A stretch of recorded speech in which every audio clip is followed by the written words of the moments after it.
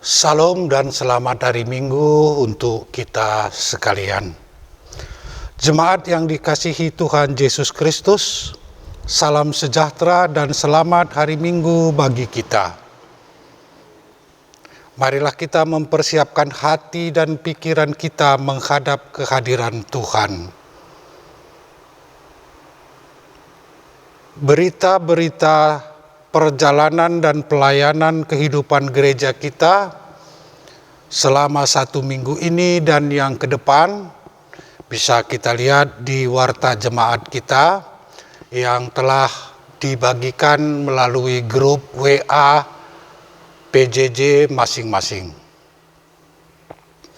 Minggu ini adalah penutup kalender tahun gereja yang mengingatkan kita di mana suatu saat kita akan meninggalkan dunia ini.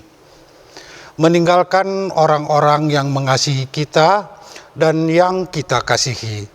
Bersatu dengan Allah di rumahnya pada saat kedatangannya kembali. Marilah kita siapkan hati kita menghadap Tuhan yang empunya kehidupan kita. Kita bernyanyi dari Kidung Jemaat nomor 9 ayat 1 dan 2.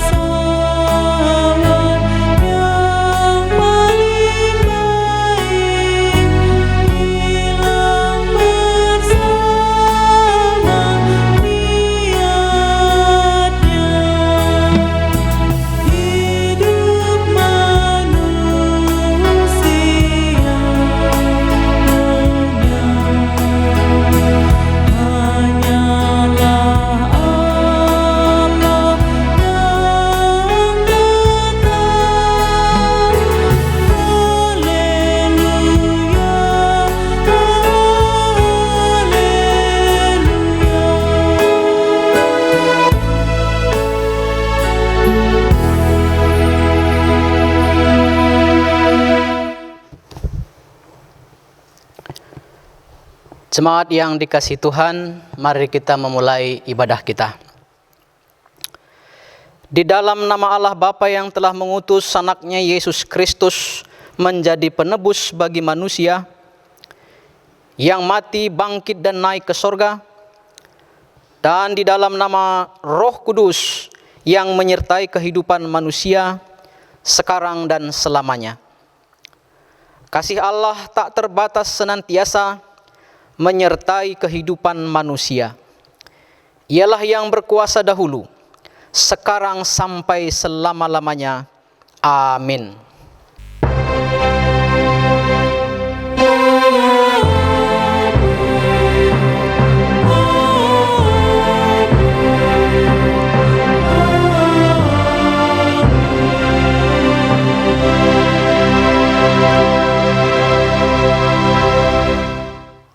Lalu semua bangsa akan dikumpulkan di hadapannya, dan ia akan memisahkan mereka seorang daripada seorang, sama seperti gembala memisahkan domba dan kambing.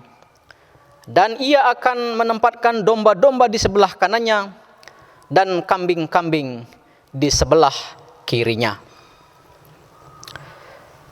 Kita memuji Tuhan dari Kidung Jemaat nomor 54.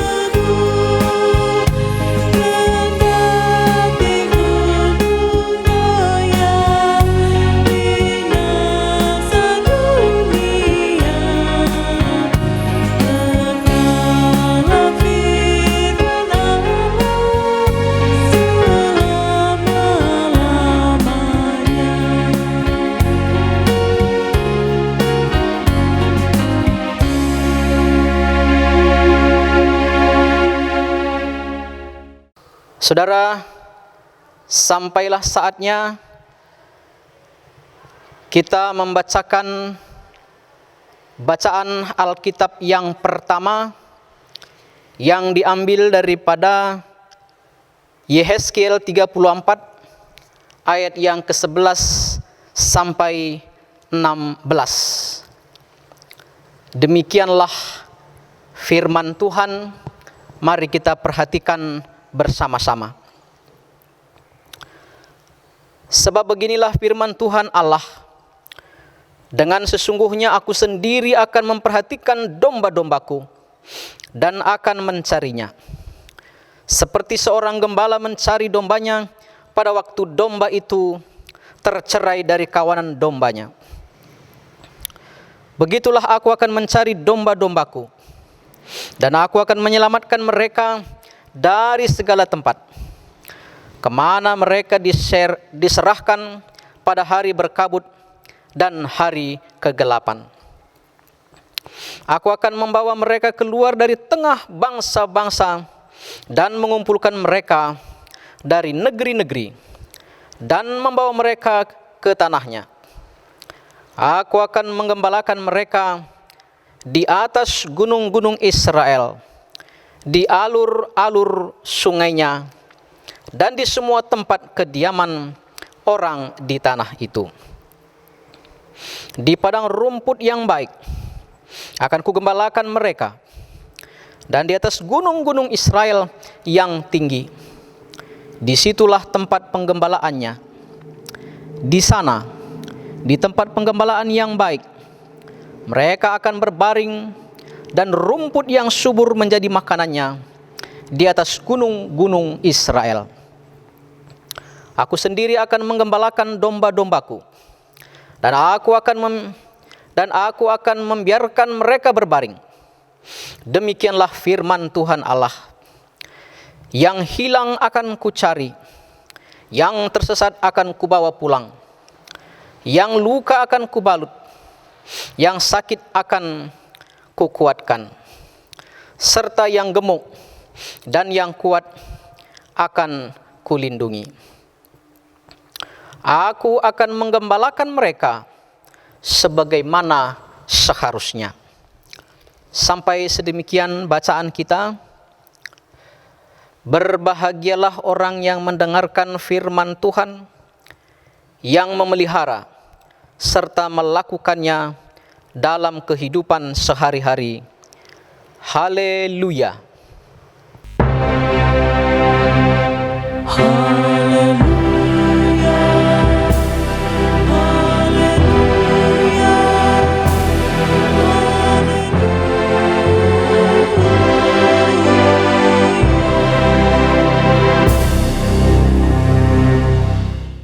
Saudara-saudara, sebelum kita mendengarkan firman Tuhan, marilah kita bersekutu di dalam doa. Bapa kami yang di sorga, Allah penguasa zaman segala zaman, awal dan akhir,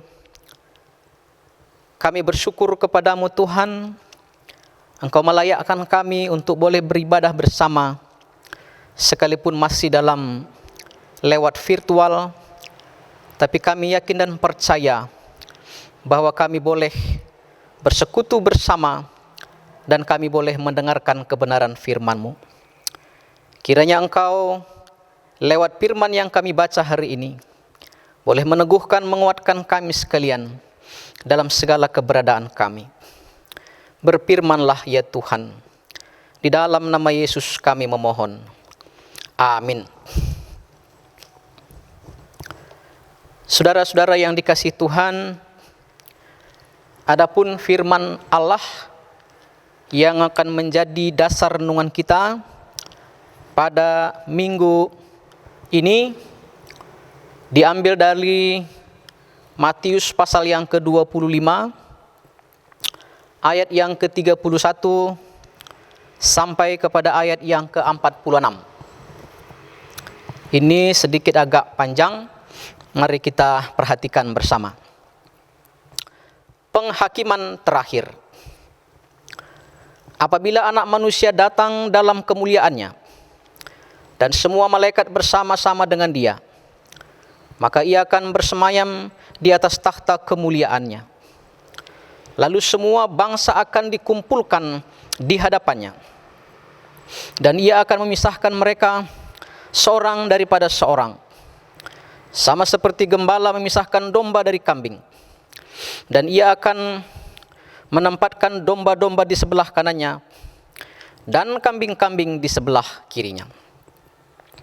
Dan raja itu akan berkata kepada mereka yang di sebelah kanannya, "Mari hai kamu yang diberkati oleh Bapa-Ku, terimalah kerajaan yang telah disediakan bagimu sejak dunia dijadikan. Sebab ketika aku lapar, kamu memberi aku makan. Ketika aku haus, kamu memberi aku minum. Ketika aku seorang asing, kamu memberi aku tumpangan. Ketika aku telanjang, kamu memberi aku pakaian. Ketika aku sakit, kamu melawat aku. Ketika aku dalam penjara, kamu mengunjungi aku." Maka orang-orang benar itu akan menjawab dia, katanya, "Tuhan, bila manakah kami melihat engkau lapar, dan kami memberi engkau makan, atau haus, dan kami memberi engkau minum? Bila manakah kami melihat engkau sebagai orang asing, dan kami memberi engkau tumpangan, atau telanjang, dan kami memberi engkau pakaian? Bila manakah kami melihat engkau sakit, atau engkau dalam penjara, dan kami mengunjungi engkau?" Dan raja itu akan menjawab mereka, "Aku berkata kepadamu, sesungguhnya segala sesuatu yang kamu lakukan untuk salah seorang dari saudaraku yang paling hina ini, kamu telah melakukannya untuk aku.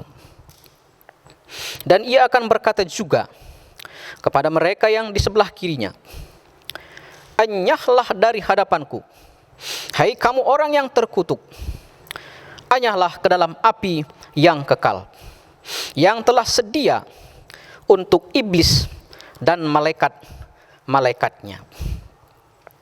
Sebab ketika aku lapar, kamu tidak memberi aku makan. Ketika aku haus, kamu tidak memberi aku minum. Ketika aku seorang asing, kamu tidak memberi aku tumpangan. Ketika aku telanjang, kamu tidak memberi aku pakaian. Ketika aku sakit dan dalam penjara, kamu tidak melawat aku. Lalu mereka pun akan menjawab dia, katanya, Tuhan, bila manakah kami melihat engkau lapar, atau haus, atau sebagai orang asing, atau telanjang, atau sakit, atau dalam penjara, dan kami tidak melayani engkau? Maka ia akan menjawab mereka, aku berkata kepadamu, sesungguhnya segala sesuatu yang tidak kau lakukan, yang tidak kamu lakukan untuk salah seorang dari yang paling hina ini, kamu tidak melakukannya juga untuk aku. Dan mereka ini akan masuk ke tempat siksaan yang kekal. Tetapi orang benar ke dalam hidup yang kekal. Sampai sedemikianlah pembacaan bahan khotbah kita. Saudara-saudara, salam semua dimanapun kita berada. Harapan saya bahwa kita semua bersama-sama dengan keluarga dalam keadaan sehat dan dalam penyertaan kasih Tuhan. Saudara-saudara yang dikasihi Tuhan, dalam pepatah orang Karo ada itu seperti ini disebutkan, gedang-gedang tinali dua ngenca tampukna. Sepanjang-panjang tali hanya dua ujungnya. Ya, hanya dua ujungnya. Artinya, saudara-saudara, bahwa dalam segala sesuatu hidup ini ada awal, ada akhir. Ada permulaan, ada akhir atau ending. Ya. Jadi dengan memahami ini, maka kita diharapkan mengerti bahwa apapun termasuk hidup kita ada awalnya dan ada akhirnya. Minggu ini adalah minggu tahun akhir gereja. Ya, minggu akhir gereja. Berarti dahulu sudah ada pada minggu-minggu Advent itu sudah ada awal tahun gereja. Jadi ada awal kalender kita, ada akhirnya. Demikian juga dalam hidup ini, hidup kita terlahir dan kita akan mati. Seperti dikatakan dalam Pengkhotbah 3, bahwa segala sesuatu dalam hidup ini ada waktunya. Ada masa-masa expirednya. Ini untuk istilah medis. Ya. Saudara-saudara, apabila kita menyadari bahwa hidup ini memiliki waktu, durasi, memiliki masa expired, kira-kira apa yang harus kita lakukan? Kalau kita tahu bahwa sampai hari ini nggak ada manusia yang hidup selama-lamanya. Dengan memahami itu, apa yang harus kita lakukan? Saudara, kita perlu mungkin mengiyakan apa yang dikatakan oleh pemazmur dalam Mazmur 90 ayat yang ke-12. Dikatakan, ajarlah kami menghitung hari-hari kami sedemikian, hingga kami beroleh hati yang bijaksana. Kalau kita tahu bahwa hidup ini akan berakhir, kesempatan akan habis, saudara-saudara pemazmur mengingatkan kita, maka mari kita menghitung hari-hari kita, dan jadilah menjadi orang yang bijaksana. Nah, ini sebenarnya yang diharapkan. Jadi saudara-saudara, melalui kalender penutup tahun gereja ini, kita paham bahwa hidup ini sebenarnya ada masanya untuk berakhir. Karena itu yang pertama, jikalau kita masih hidup sampai hari ini, mari kita semua mengevaluasi diri. Selagi masih ada kesempatan, seperti lagu hidup ini adalah kesempatan. Kira-kira apa yang harus kita evaluasi sehingga hidup kita lebih baik, lebih bersiap saat akan datang parousia, kedatangan Tuhan yang kedua kali. Yang kedua, ya tentu saja berkaitan dengan itu. Kita bersiap jikalau Tuhan datang kapanpun. Ya. Nah, ini dia yang kita harapkan lewat minggu ini. Supaya kita merenung bahwa sampai titik manakah kita sudah berguna dalam kerajaan Tuhan. Nah, ini yang perlu kita renungkan. Jadi, dengan mengetahui bahwa hidup ini ada awal dan akhir, kita diharapkan bijaksana. Berpikir, berucap, dan bertindak secara bijaksana menggunakan kesempatan yang masih ada. Nah, karena itu saudara-saudara yang dikasihi Tuhan, bagaimanakah kita menggunakan kesempatan yang ada? Kita diingatkan oleh bahan khotbah kita hari ini, yaitu Matius pasal 25 ayat 31 sampai 46 yang sudah biasa kita dengar mulai kita dari sekolah minggu. Ini sangat terkenal, ya, bahwa pada waktu itu masih begitu banyak orang yang belum mengerti tentang kerajaan sorga. Karena itu Yesus mau menjelaskan tentang kerajaan sorga itu lewat perumpamaan yang mudah dipahami, sehingga melekat dalam seluruh pendengarnya. Maka Yesus menceritakan pada Matius 25 ayat 31 sampai 46 ini, bahwa kerajaan sorga itu digambarkan seperti gembala dan kambing domba. Saudara-saudara, di Palestina, di Timur Tengah, ya, maka biasanya gembala memiliki kambing dan domba. Kebetulan saya juga pernah ke Eropa dan saya masuk ke kandang domba di tengah padang belantara. Ya, bisa saya bayangkan. Jadi gembala ini setiap hari menggembalakan dombanya, kambing dan domba. Begitu sore hari, setelah dia mengenyangkan, mengasih minum dia punya domba dan kambing, dia bawa ke kandang. Lalu dipisahkan, ya, domba sebelah kanan, kambing sebelah kiri. Ya. Demikianlah dilakukan seorang gembala, baru ditutup dia punya kandang, barulah dia pulang.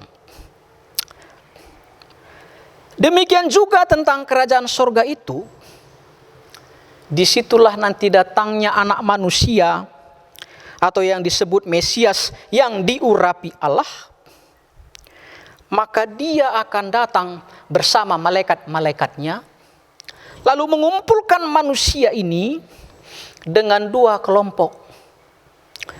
Kelompok yang disebut domba adalah mereka yang hidup benar, dan kelompok kambing adalah mereka yang hidup tidak benar di hadapan Allah. Maka mulai pada ayat yang ke-34 sampai ke-40, Tuhan bersabda kepada manusia-manusia yang benar itu. Maka dikatakan di sini, ayat 34, dan raja itu akan berkata kepada mereka yang di sebelah kanannya, marilah hai kamu yang diberkati oleh Bapa-Ku, terimalah kerajaan yang telah disediakan bagimu sejak dunia dijadikan. Sebab ketika aku lapar, kamu memberikan aku makan. Ketika aku haus, kamu memberi aku minum. Ketika aku seorang asing, kamu memberi aku tumpangan, dan selanjutnya. Saudara-saudara, di situ anak manusia akan mengadili semua manusia. Ya, mengadili semua manusia. Lalu kepada orang yang benar akan disediakan kerajaan Tuhan, tempat hidup yang kekal. Tapi ketika dikasih tahu Tuhan bahwa mereka yang benar itu akan mendapatkan kerajaan, lalu Tuhan mengatakan, itu adalah ganjaran karena mereka melakukan kebaikan. Mengasihi Tuhan saat haus, saat telanjang, saat lapar, saat dalam penjara. Tetapi orang yang benar itu akan bertanya, kapan saya pernah melayani Tuhan? Saudara-saudara, orang yang benar, kalau hidupnya sudah benar, maka dia tidak lagi mencari perhitungan-perhitungan kebaikannya. Bahkan dia lupa tentang kebaikan yang sudah dia lakukan. Ya, maka Tuhan akan menjawab dia, hei, ya saat aku dalam haus, dalam penjara, dalam kelaparan, tidak ada baju, engkau mengasihi, kapan Tuhan? Dia bahkan tidak sadar. Lalu Tuhan menjelaskan, apa yang engkau lakukan kepada orang yang paling hina ini, saudaraku yang paling hina ini, yang mereka di penjara, yang mereka kekurangan makanan, tidak minum, tidak ada pakaian, sebagai orang asing, memang wajahnya bukan wajah Tuhan. Tetapi apa yang kau lakukan bagi mereka, itulah perbuatanmu kepadaku. Saudara-saudara yang dikasihi Tuhan, tentu jengah, tercengang ini orang jujur. Tetapi mereka masuk ke dalam kerajaan Tuhan, hidup yang kekal. Lalu yang kedua, kepada sebelah kiri, kelompok kambing. Tapi yang kedua ini Yesus menyatakan kemarahannya. Itu kita bisa lihat pada ayat 41. Dan ia berkata juga kepada mereka yang di sebelah kirinya, enyahlah dari hadapanku, hei kamu orang yang terkutuk, enyahlah ke dalam api yang kekal, yang telah sedia untuk iblis dan malaikat-malaikatnya. Saudara-saudara, lalu dia juga bertanya, kapan kami tidak menghiraukan engkau? Kami tidak pernah bertemu dengan engkau. Dengan cara yang sama, lalu Tuhan juga mengatakan, apa perbuatanmu kepada orang-orang yang terhina, yang kekurangan ini? Engkau abaikan. Padahal engkau memiliki sesuatu yang kuberikan berkat yang luar biasa. Tapi engkau tidak peduli kepada orang-orang yang kekurangan, terpenjara, haus, lapar, terasing, tidak ada baju. Kamu tidak punya perhatian apa-apa. Maka sesungguhnya engkau tidak peduli kepadaku. Karena itu hanyalah. Itu kira-kira perkataan Tuhan yang luar biasa. Lalu dikatakan pada ayat terakhir bahwa mereka yang melakukan apa yang jahat di mata Tuhan selama hidupnya akan memasuki tempat siksaan kekal. Sementara mereka yang melakukan benar di hadapan Tuhan akan memasuki hidup di sorga, hidup yang kekal. Jadi saudara-saudara yang dikasihi Tuhan, lewat Matius 25 ini kita diingatkan oleh Tuhan bahwa zaman akhir itu, kemana kita akan pergi, ke tempat mana kita akan berlabuh, itu ditentukan oleh sikap dan tindakan kita pada kesempatan yang masih ada, saudara-saudara. Ya, ini menentukan apa yang akan terjadi pada masa depan terhadap nasib kita, diri kita. Nah, karena itu inilah yang diajarkan oleh Tuhan Yesus. Kerajaan sorga itu bukan hanya bernyanyi-nyanyi haleluya di dalam gereja, bukan hanya ibadah di tengah-tengah gereja dengan suatu sikap seolah-olah kita hidup kudus, tetapi kita absen di dalam perhatian di tengah-tengah kehidupan nyata. Itu bukan persiapan yang baik. Orang-orang seperti itu akan menyesal.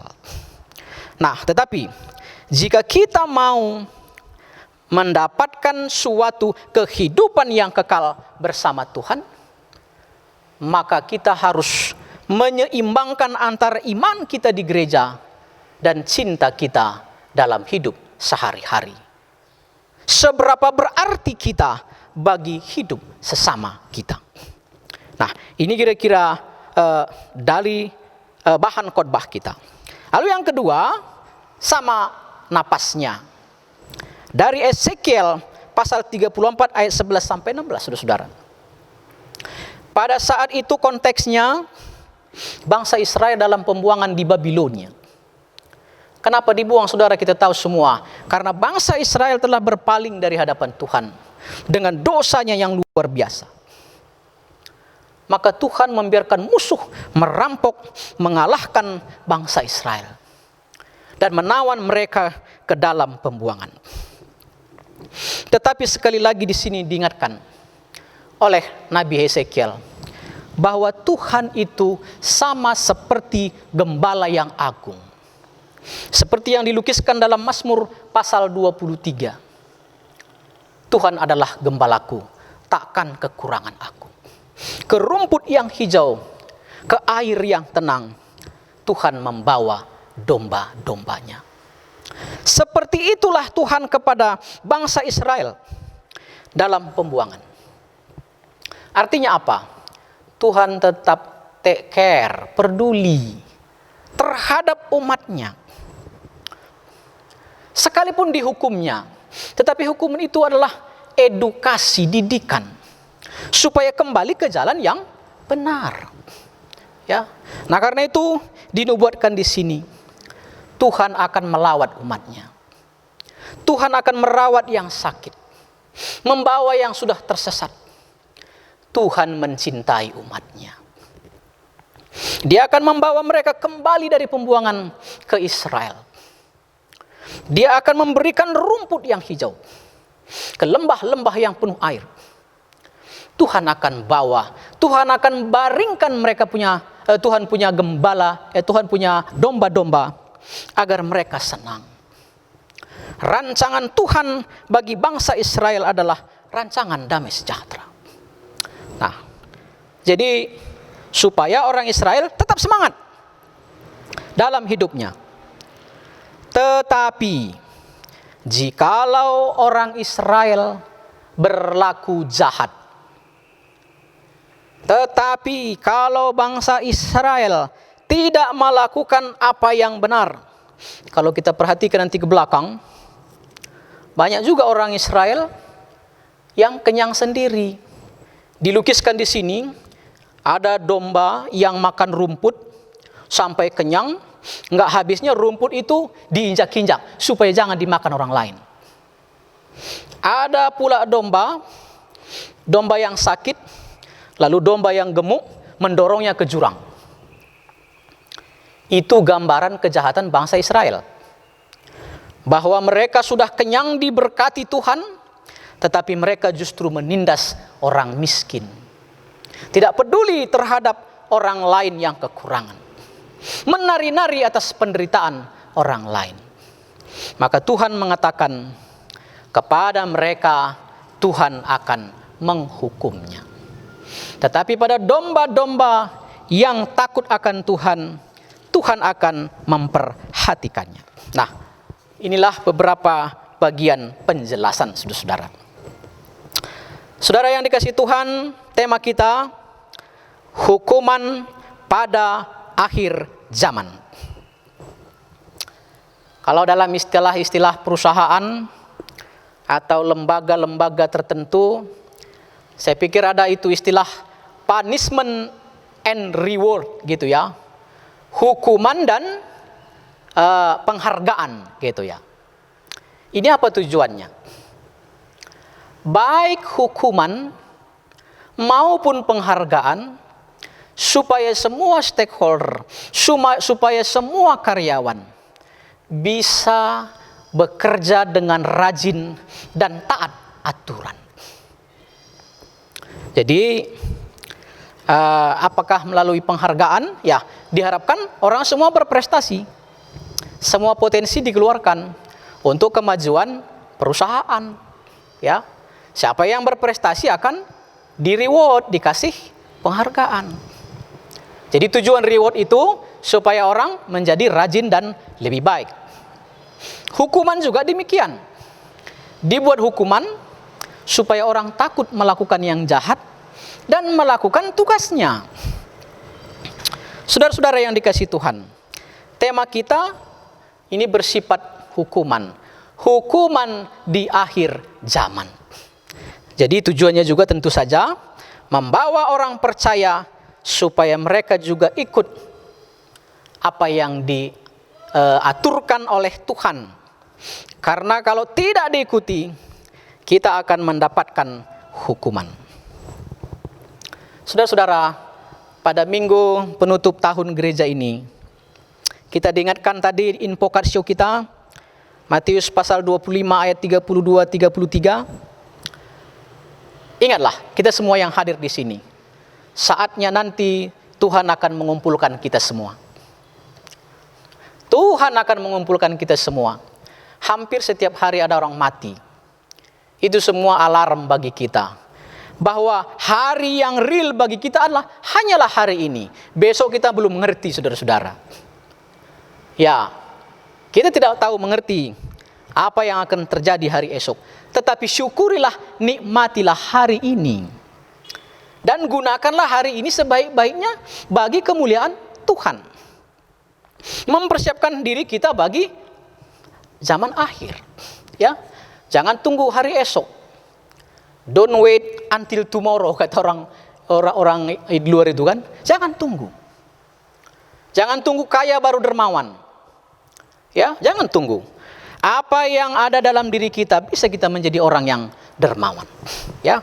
Nah, artinya kita semua pasti akan diadili. Nah, karena waktu kita akan berakhir. Pertanyaannya hanya dua pilihan. Apakah kita mau jadi kelompok domba atau menjadi kelompok kambing? Ya, ini pilihan kita. Tuhan tidak pernah memaksa kita. Tuhan tidak memaksa kita.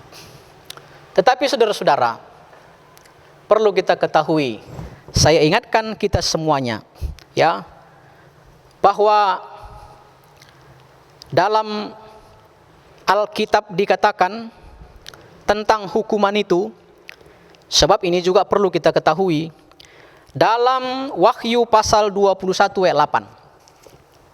Saya bacakan bagi kita semuanya. Wahyu pasal 21 ayat yang ke-8. Demikianlah dikatakan, supaya kita boleh mengerti tentang hukuman itu. Wahyu 21 ayat 8.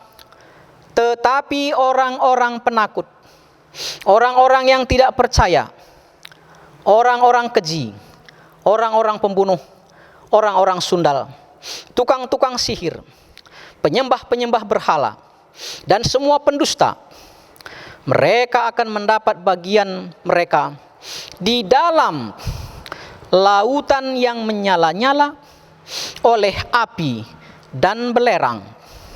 Inilah kematian yang kedua. Saudara, saya tidak bermaksud menakut-nakuti kita, tapi ini soal punishment dan reward tadi sebenarnya, agar kita mengerti setelah hidup kita berakhir ada sorga dan ada neraka, saudara-saudara. Jangan main-main, ya, bahwa orang-orang yang tidak taat itu akan dilemparkan ke dalam tempat api lautan yang menyala-nyala oleh api dan belerang, saudara-saudara. Kena percikan api saja kita udah merengek, udah ketakutan, ya, sakit. Ini api dan belerang, saudara-saudara. Jadi saya pikir ini perlu menjadi perenungan kita, bahwa hukuman itu sangat mengerikan, menggenaskan. Coba nanti lihat di YouTube, Google atau di mana, saudara-saudara. Saya sendiri sudah ketemu dengan orang yang pernah dibawa ke sorga dan ke neraka. Ini langsung orangnya, ya. Belum lagi di YouTube begitu banyak itu, ribuan, ya. Semua mengatakan kesimpulannya, sorga itu paten luar biasa. Ya, kalau kita perhatikan itu pada pasal 21 ayat 4 dikatakan demikianlah sorga itu. Dan ia akan menghapus segala air mata dari air mata mereka, dan maut tidak akan ada lagi.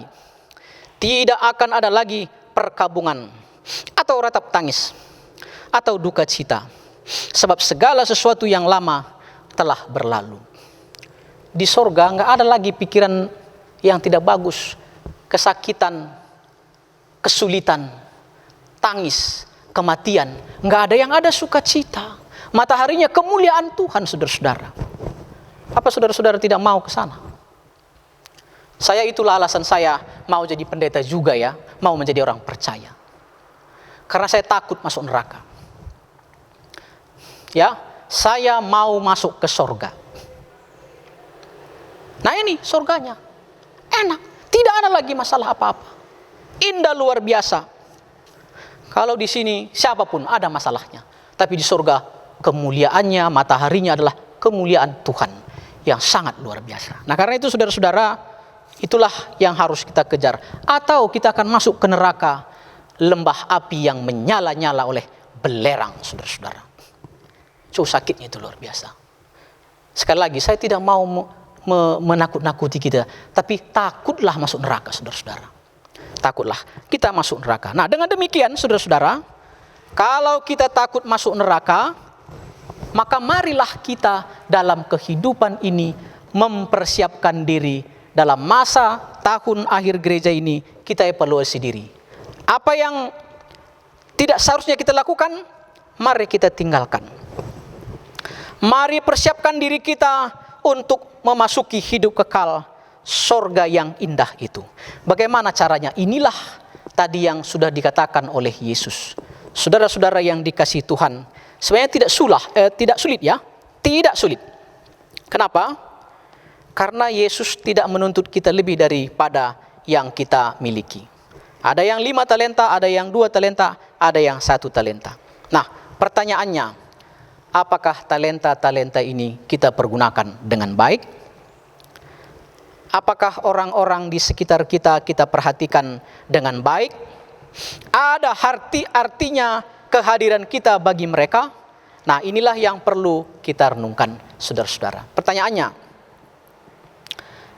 manakah saudara-saudara kita lebih berani memberikan sebahagian yang kita miliki, kita rugi, daripada kita masuk ke dalam neraka? Kalau orang berobat ke luar negeri mau jual tanah supaya mendapatkan kesehatan, apa sulitnya sebenarnya kita berbagi dalam hidup ini apa yang ada pada diri kita untuk di-share kepada orang lain, untuk berguna diri kita bagi orang lain semampu kita, supaya kita masuk ke dalam surga. Di sekitar kita mungkin keluarga sangkep ngeluh, atau tetangga atau handetolan, mungkin ada yang kekurangan, tidak ada pakaian, kurang minum, menjadi orang asing, terpenjara, kedinginan. Saudara-saudara, hari ini Tuhan ingatkan kita, jikalau Anda mau di dalam zaman akhir akan mendapatkan piala kemenangan, masuk surga, masuk hidup yang kekal, sing-sing lengan saudara, buang ego saudara. Mari bersama-sama aku dan saudara-saudara, kita gunakan hidup kita untuk memberikan setitik air kepada sesama kita. Mari kita berikan itu. Ini sebentar lagi Natal. Kita mungkin beli baju dalam situasi COVID, atau itu pun tidak. Tetapi dalam situasi COVID ini pun, sektor 1 sampai sektor 5, kita semua yang memiliki kemampuan-kemampuan.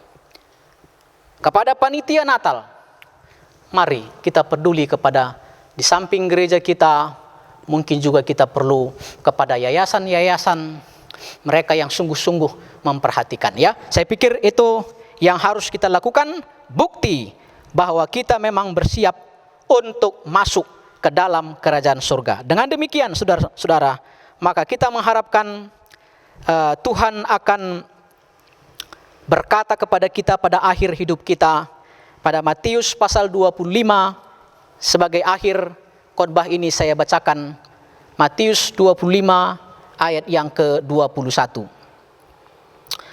Maka kata Tuhan itu kepadanya, baik sekali perbuatanmu itu, hai hambaku yang baik dan setia. Engkau telah setia dalam perkara kecil, aku akan memberikan kepadamu tanggung jawab dalam perkara yang besar. Masuklah dan turutlah dalam kebahagiaan Tuhanmu. Semoga ini menjadi ucapan kita, ucapan Tuhan kepada kita, yang membuat kita semangat dalam menjalani hari-hari kita. Tuhan Yesus memberkati. Mari kita berdoa. Bapa kami yang di sorga, pemilik segala zaman, awal dan akhir, kami bersyukur kami diingatkan bahwa hidup ini hanyalah kesempatan yang memiliki batas-batasnya. Tetapi jikalau kami sungguh-sungguh hidup di dalam Engkau, kami akan memperoleh kerajaan-Mu, kerajaan yang kekal, yang penuh dengan kemuliaan-Mu. Dan kami akan masuk ke dalam kecelakaan kekal bila kami tidak setia kepadamu. Karena itu ya Tuhan, biarlah kami semua yang mendengar firman-Mu, tergerak hati kami untuk boleh mempergunakan kesempatan yang masih ada dengan melakukan hal-hal yang sesuai dengan kehendak-Mu. Di dalam nama Yesus kami berdoa. Amin.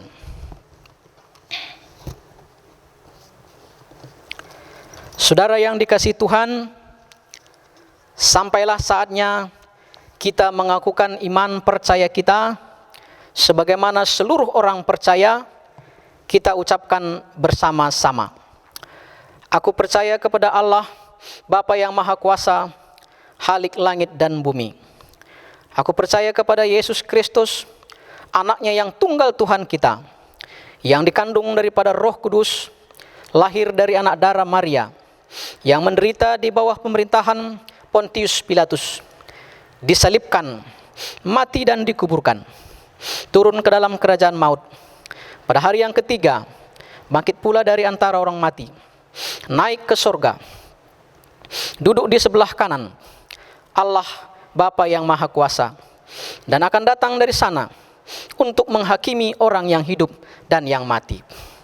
Aku percaya kepada Roh Kudus, gereja yang kudus dan am, persekutuan orang kudus, pengampunan dosa, kebangkitan daging, dan kehidupan yang kekal. Amin. Saudara yang dikasihi Tuhan, sampailah saatnya kita memberikan persembahan dalam ibadah kita ini. Firman Tuhan sebagai dasar, Roma 12 ayat yang pertama. Karena itu saudara-saudara, demi kemurahan Allah, aku menasihatkan kamu, supaya kamu mempersembahkan tubuhmu sebagai persembahan yang hidup, yang kudus, yang berkenan kepada Allah.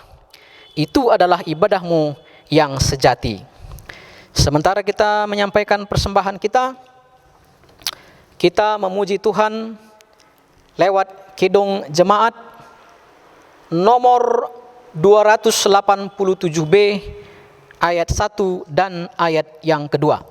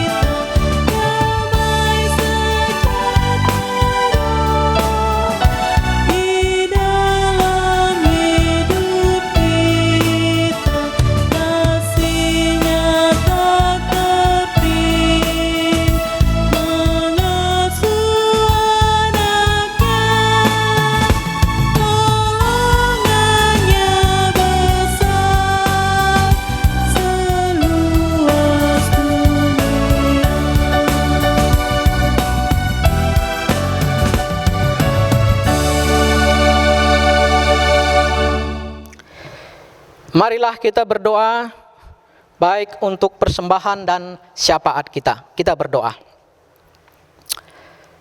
Bapa kami yang di sorga, pemilik kehidupan kami, inilah persembahan kami Tuhan. Kiranya Engkau terima seperti dupa yang harum di hadapan-Mu, dan biarlah gereja-Mu boleh mempergunakannya bagi mendukung pelayanan di tengah-tengah gereja Tuhan. Biarlah lewat persembahan ini kami menunjukkan cinta kami, kesetiaan kami kepadamu. Dan kami percaya Tuhan tetap peliharakan hidup kami. Bapa di sorga, kami berdoa agar kami seluruh jemaat-Mu menyadari tentang hari-hari yang Kau berikan bagi kami adalah hari-hari yang harus kami pergunakan untuk kebaikan sesuai dengan kehendak-Mu. Itu semua akan diperhitungkan pada saat kami akan mengakhiri kehidupan ini. Karena itu ya Bapa, ajarlah kami menjadi orang yang bijaksana, mempergunakan segala sesuatu yang Tuhan telah beri bagi kami untuk kebaikan kemuliaan nama Tuhan. Bapa di sorga, kami berdoa buat jemaat Tuhan yang pada saat ini dalam keadaan sakit. Apakah mereka yang ada di rumah sakit? Apakah mereka yang ada di rumah? kami berdoa biarlah belas kasihan Tuhan memberkati mereka, menyertai mereka, sehingga oleh berkat-Mu mereka dipulihkan dan cepat sembuh ya Tuhan.